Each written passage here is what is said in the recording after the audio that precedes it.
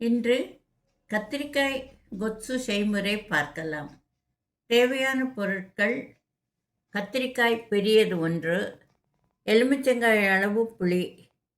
தாளிதம் செய்வதற்கு எண்ணெய், கடுகு, உளுத்தம்பருப்பு, பெருங்காயம், கருவேப்பிலை கொத்து 1, ஒரு பச்சை மிளகாய். கரைத்து விடுவதற்கு 1 ஸ்பூன் அரிசி மாவு, தேவையான அளவு உப்பு.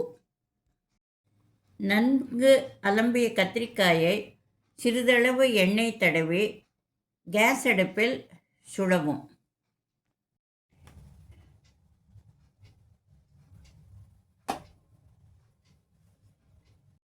அவ்வப்போது திருப்பி விட்டு எல்லா பாகமும் நன்று சுட்டாகிவிட்டதா என்று பார்க்கவும்.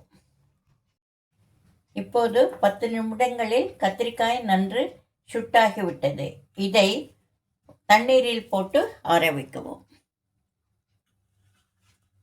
ஆறிய பின் கத்திரிக்காயின் தோலை உரித்து உள்ளே இருக்கும் சதைப்பற்றை நன்கு பிசைந்து கொள்ளவும்.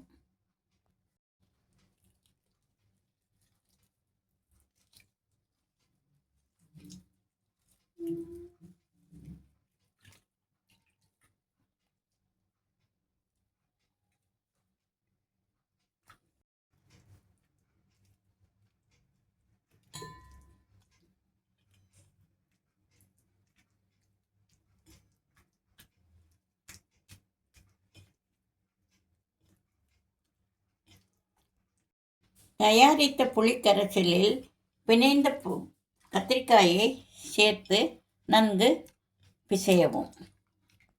தாளிதம் செய்த பின் உப்பு சேர்ந்த கத்திரிக்காய் கரைசலை கொதிக்க விடவும். 2 நிமிஷம் சென்ற பின் அரிசிமா கரைசலை சேர்த்தால் திக்னஸ் கூடும்.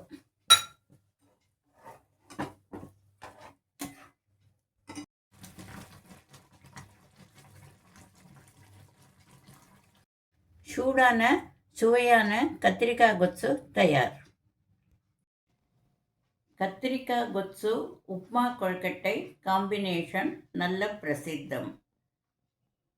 உப்மா கொழுக்கட்டை செய்முறை ஏற்கனவே ஒரு வீடியோவில் விளக்கியுள்ளேன்.